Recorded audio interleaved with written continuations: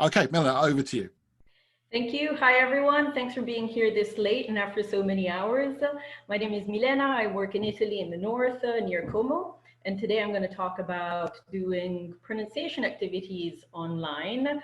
I put games in a question mark because usually the reaction when we speak about pronunciation, or at least in the early days of teaching, is this.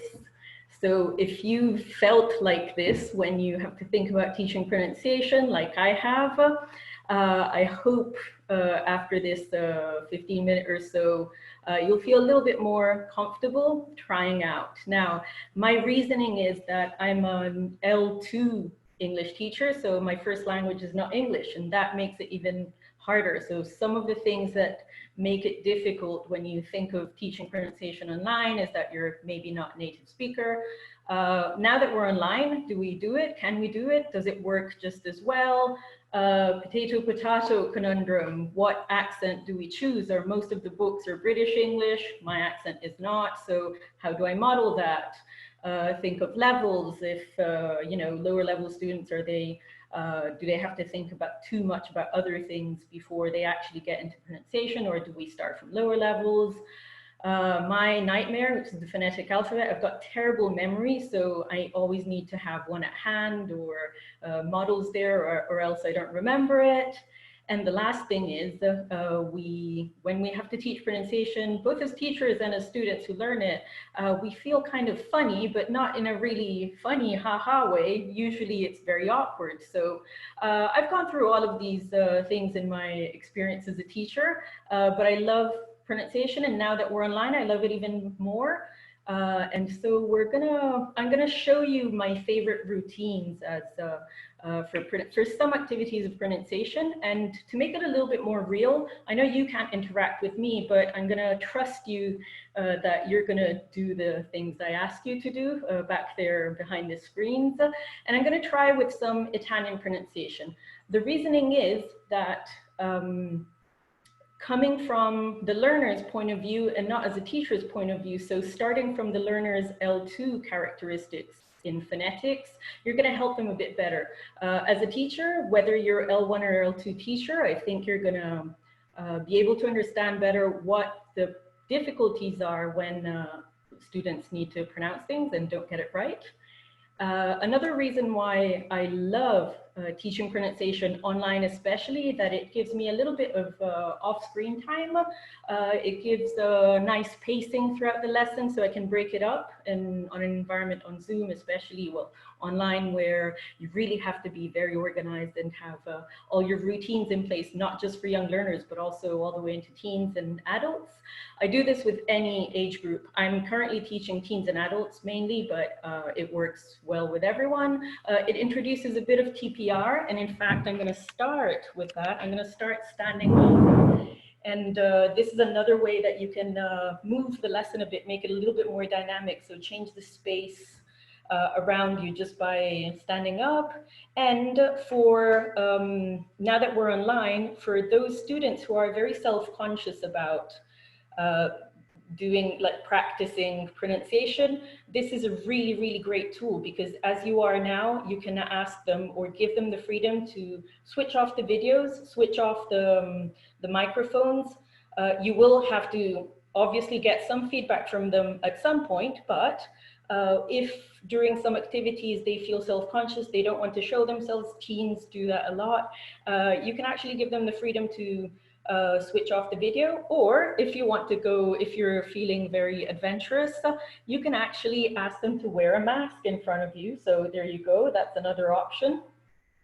I'm just going to make myself look ridiculous today. And it's a nice break if I do, you're teaching exam lessons and they're very long. It gives a nice break from the content heavy stuff. And it's late at night, you've all been here a lot, so I start my routine with some stretching. So what I would like you to do now is stand up with me. Thank you, yeah, good. I trust that you're all doing it. And start stretching. If you have your favorite routine, you do yoga, you do theater, just stick to that very slowly and gently. Just start stretching. Yeah, nice and gentle. And try to relax your shoulders, your neck muscles, because that's part of where the voice resonates. When you're stretching, you don't need to talk like I am, but I'm trying to ease you in here. And you can see how already teens will be giggling at this, but they actually do it and they follow you. I'll be back in a second after I stretch my back. And now, if you want, you can sit down again or stand up. This is the really giggly part, the one that everyone laughs at. If you have a little bit of background in theater, you might know some of these exercises already. This is really useful, not just for students, but also for you teachers, because we have a job where we have to talk a lot, use our voice a lot. So I'm going to go through a couple exercises for warming up your voice and not stressing your vocal cords too much. So I'd like you to imagine that you have a nice juicy apple or whatever other fruit or food you like. Just grab a bite, and I need to hear you you know, sort of munch that. So grab an apple, try to do that. Yeah, that's good. That kind of starts doing that. And now I want to hear you really enjoying that bite of apple. So munch it nicely. Mmm. Mmm. Mmm. Now go to a sort of siren mode. Mmm. Mmm.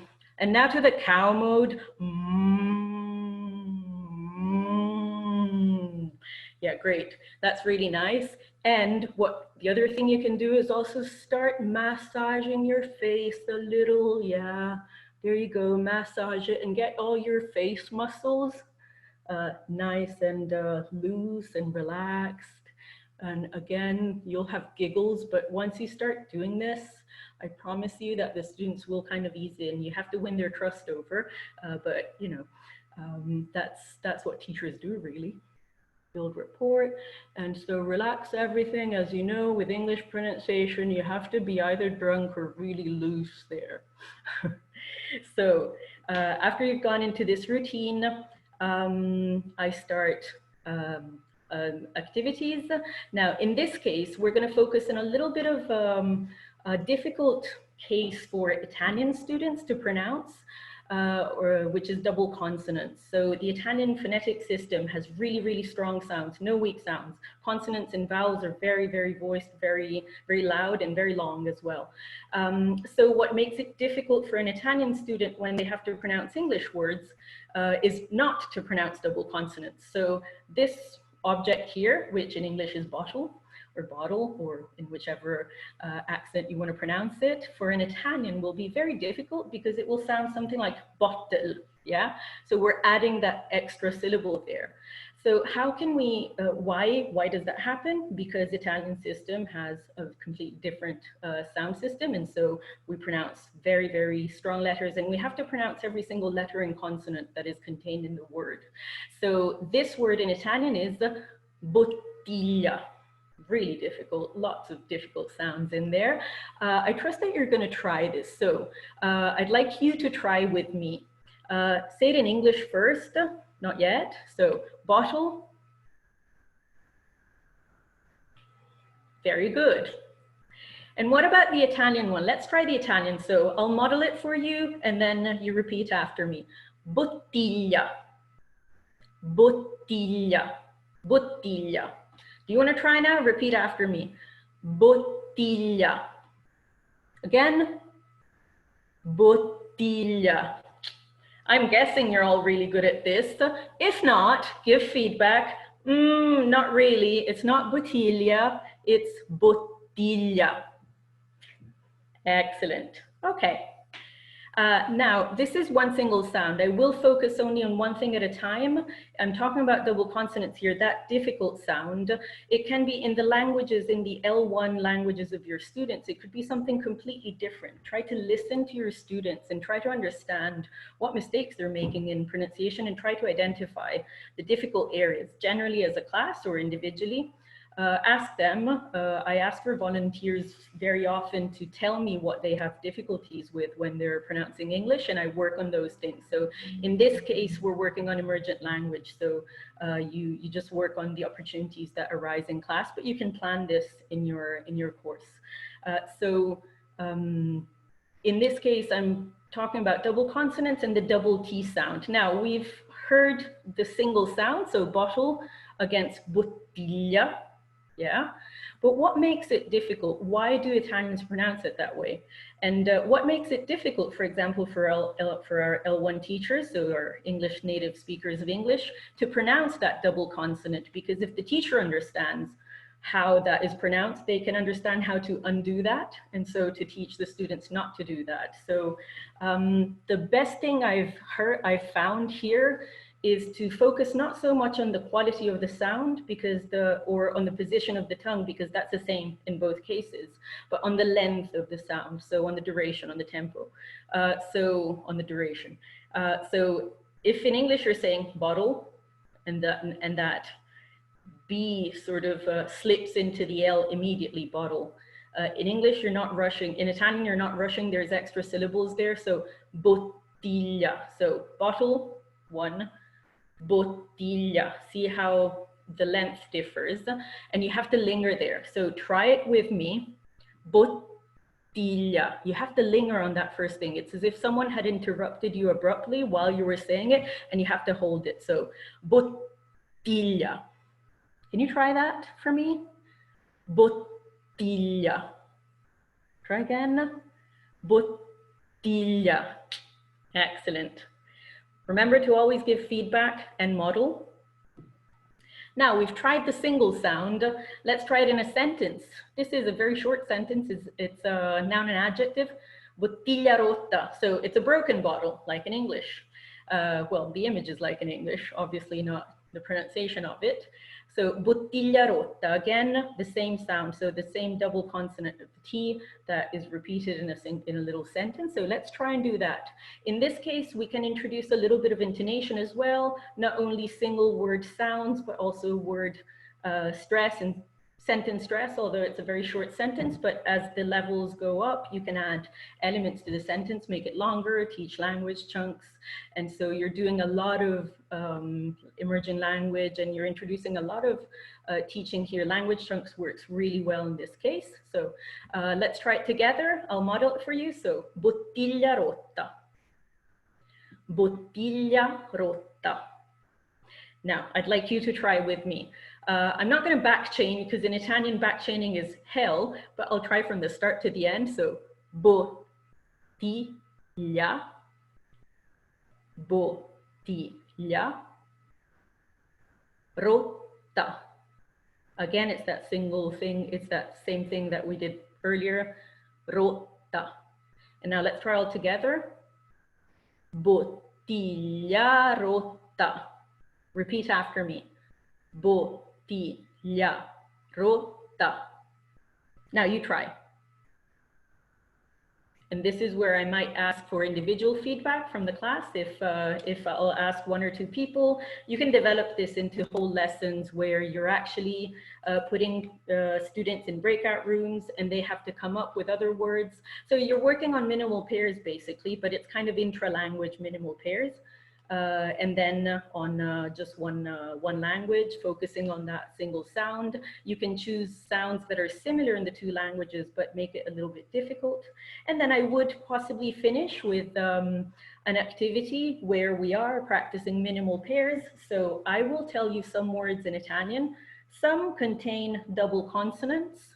If you hear the double consonant, pull up something pink that you have around the room. If you don't hear a double consonant in the word, pull up something green. So pink is for good double consonants. Green is for one consonant. Okay, ready? So we'll start with easy. Bottiglia. So if you lifted pink object, you're right. Bottiglia, double consonant. Gatto, which is cat, gatto. Yay, so if you heard two consonants, you were right. And what about a really bad word? Tetano, tetano, tetano. So no double consonants there. So if you lifted a green object, you were absolutely right. And that's it for the activity. So if you have never tried, or if you're a little bit scared, my suggestion is just do it. Go ahead, teach pronunciation. Even if you're not great at it, you don't know, you'll get the hang of it. You're not going to do any harm. This was just one little example of what I like doing in class. I like the idea of showing you like an activity that started and finished. But if you scan the QR code, you can find my slides and a Padlet with lots and lots of other activities and links to videos that you can use. And if you would like to actually add your own ideas there, I would so much love it. Thank you very much. And that's the end.